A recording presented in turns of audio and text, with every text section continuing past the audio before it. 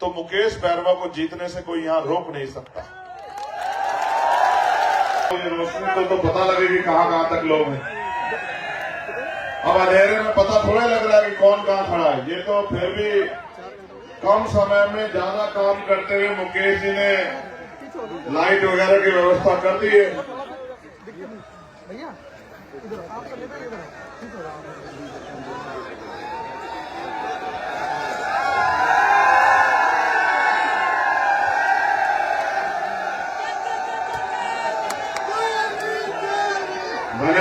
धन्यवाद आप सभी का। गंगापुर से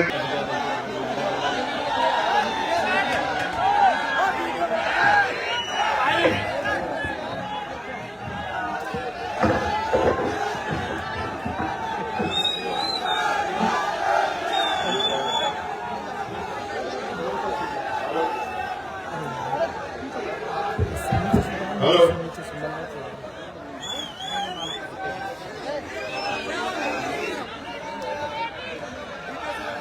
जब नारे लगा के आपका मन भर जाए तो बता देना, हम भी यही हैं, आप भी यही, फिर बात करेंगे। जहां तक लोग हैं वहां तक जलाओ। के सम्मानित क्षेत्रवासियों, भीम आर्मी, आजाद समाज पार्टी,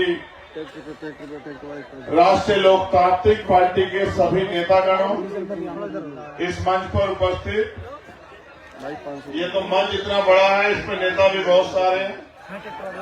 उस कोने से हमारे मिशन 78 के प्रदेश के संयोजक बैरवा साहब, हमारे भीम आर्मी स्टूडेंट फेडरेशन के दिल्ली के इंचार्ज भाई जुबेर त्यागी जी, भाई कपिल जी, सम्मानित हमारी बहन, हमारे झारखंड के प्रदेश अध्यक्ष, जो इस विश्वास के साथ आज आपके बीच पहुंचे हैं कि मुकेश भाई की जीत में जो भी योगदान वो कर सकते हो, उसको वो आने वाले 2-3 दिन में वहां मेहनत करने का काम करेंगे। भाई कासिम रजा साहब, हमारे भीम आर्मी संगठन के बहुत ही सीनियर नेता और राष्ट्रीय महासचिव भाई कमल जी वालिया साहब, प्रदेश यहां इस मंच पर उपस्थित,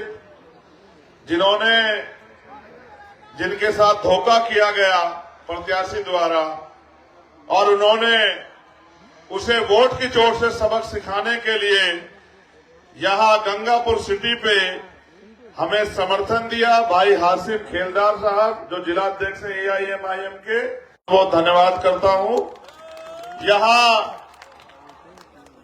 गाजियाबाद से चल के आए और पार्टी कर रहे भाई भूरे खां साहब, भाई विकास जी, यहां भीम आर्मी स्टूडेंट फेडरेशन के हमारे नेता सुनील कुमार भिंडा जी, धनराज जी, हमारी पार्टी के जिला पंचायत सदस्य और हमारे उत्तर प्रदेश के नेता अमर मलिक जी, हमारे राजस्थान के पार्टी के अध्यक्ष अमरचंद हरसोलिया जी, JM मुखेरिया जी और तमाम हमारे सम्मानित साथी, हमारे यहाँ के जिलाध्यक्ष, जिला कमेटी, विधानसभा कमेटी, सम्मानित जनता, माओ बहनों, बुजुर्गों, नौजवान साथियों और मीडिया के साथियों और पुलिस के साथियों, मैं पुलिस के साथियों का विशेष धन्यवाद करूंगा कि उन्होंने लेट होने के बाद भी अपनी जिम्मेदारी को बहुत जिम्मेदारी से निभाया। इसके लिए उनका बहुत बहुत धन्यवाद। अक्सर पुलिस देर से पहुंचती है, मगर ये तो पिक्चरों में भी दिखाया जाता है कि पुलिस देर से पहुंचती है, मगर आज राजस्थान पुलिस पूरे रास्ते जिस तरह से उन्होंने व्यवस्था करा के और मदद की कि हम आपके बीच चले आए, हनुमान बेनीवाल और चंद्रशेखर की मदद की कि उनका सफर आसान हो गया, उसको ट्रांसफर करो या उस पे ऊपर झूठा आरोप लगा सस्पेंड करो।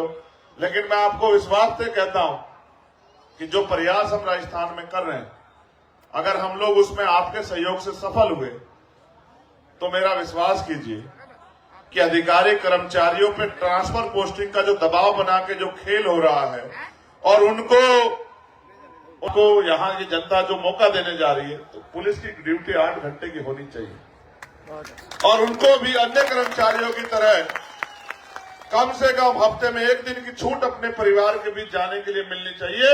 और अगर परिवार के बीच ना जा पाए तो कम से कम परिवार को रखने की सुविधा जो है, जहां उनकी पोस्टिंग हो वहां मिलनी चाहिए। इनके बच्चे बहुत ज्यादा सर्वाइव करते हैं कि जरा सी देर में नेताओं के सारे पे ट्रांसफर कहीं और हो जाता है, बच्चों की पढ़ाई डिस्टर्ब होती है।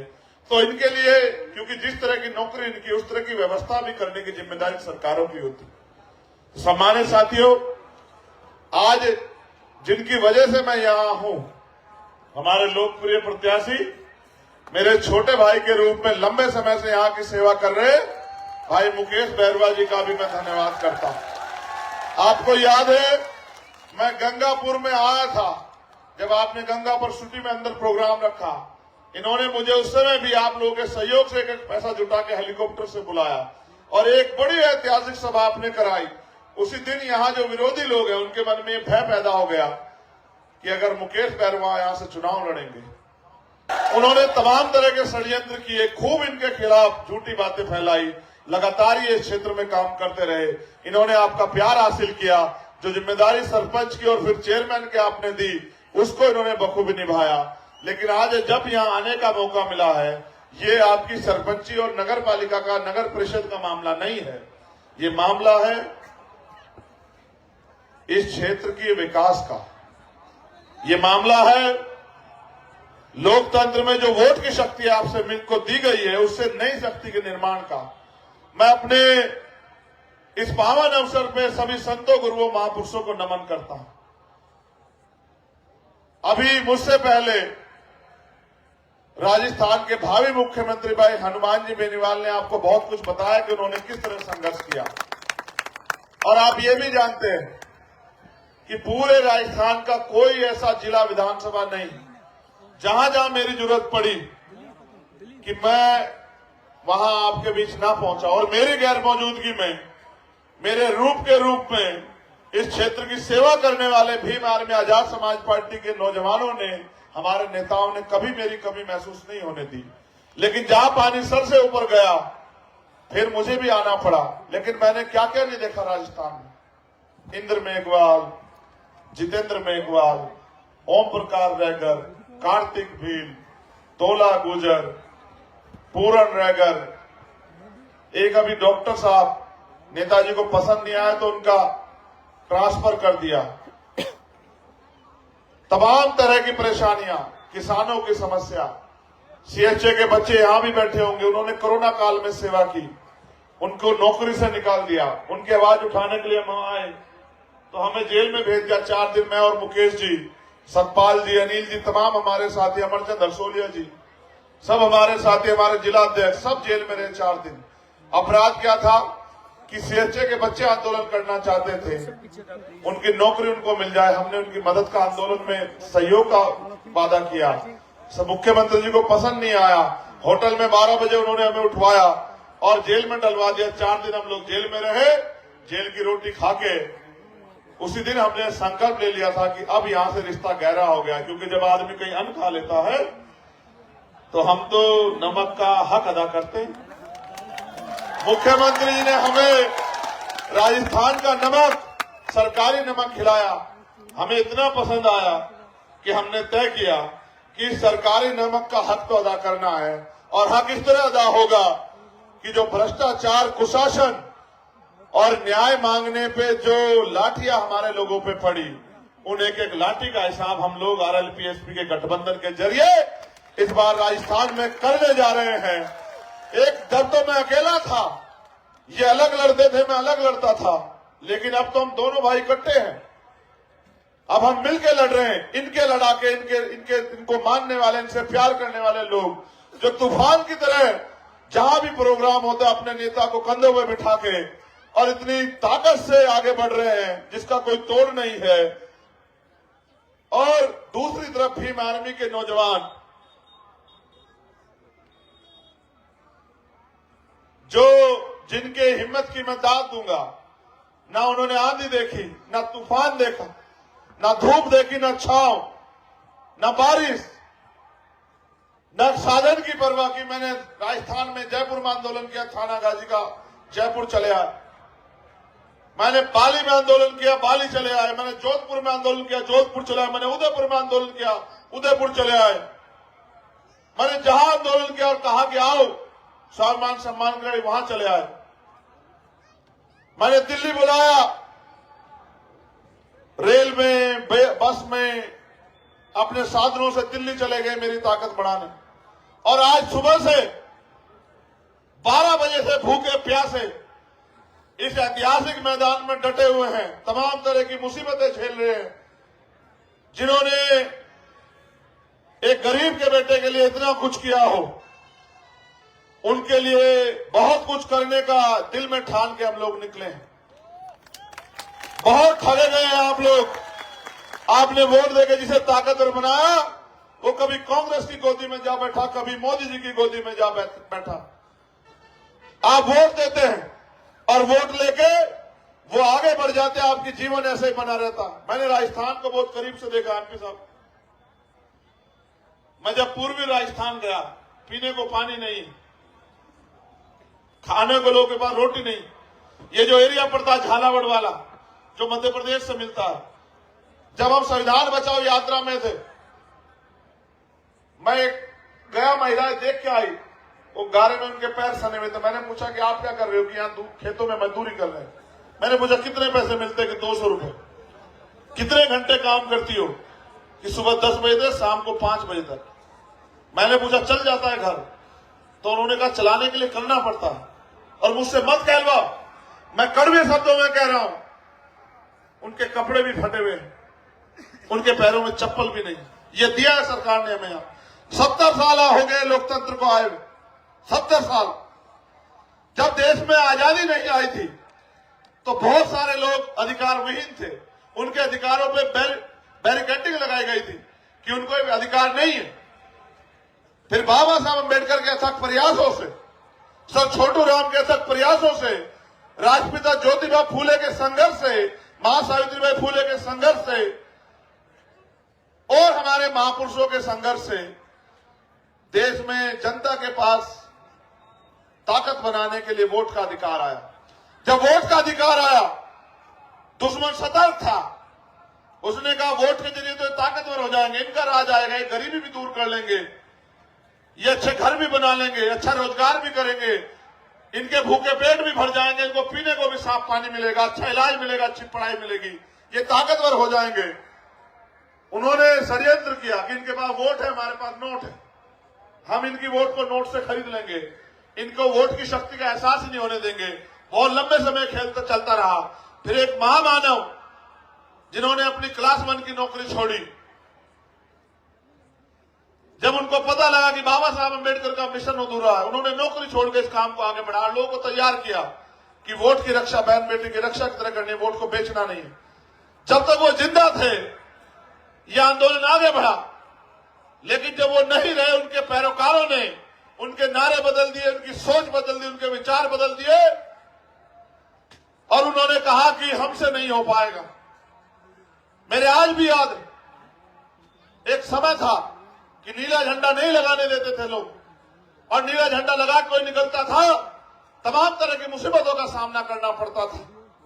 फिर 2013 में हमने संकल्प लिया अपने साथियों के साथ कि हम सामाजिक मूवमेंट को मजबूत करके लोगों को जागरूक करने का काम करेंगे, क्योंकि यहां वोट से ताकत बनेगी। प्रधानमंत्री का वोट हो या किसान के बेटे का वोट हो या किसी मजदूर का वोट हो या मेरी गरीब बहन का वोट हो, मेरी गरीब मां का वोट हो, सबकी वैल्यू एक है।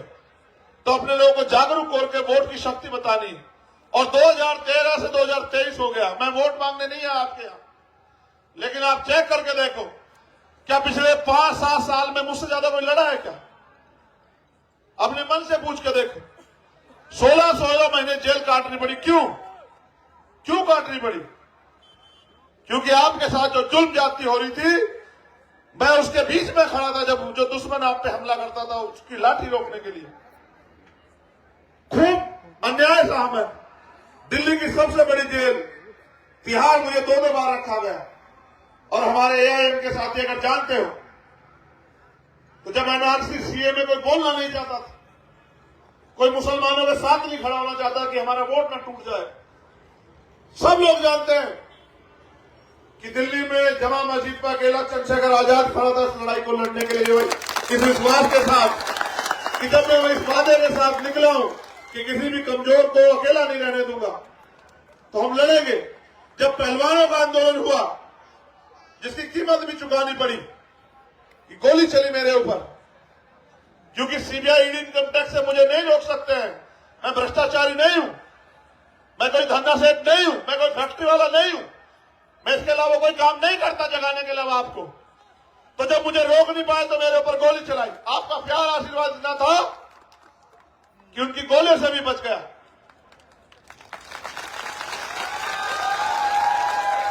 जब किसानों का आंदोलन चल रहा था, क्या तो राजस्थान में हनुमान जी बेनीवाल, जिन्होंने सरकार को लात मारी और किसानों की आवाज बनने का काम किया, या देश भर में जहां भी किसानों का आंदोलन चला, कोई ऐसा मोर्चा नहीं है जहां भीम आर्मी, आजाद समाज पार्टी और चंद्रशेखर आजाद ने कंधे से कंधा मिला के साथ ना दिया हो।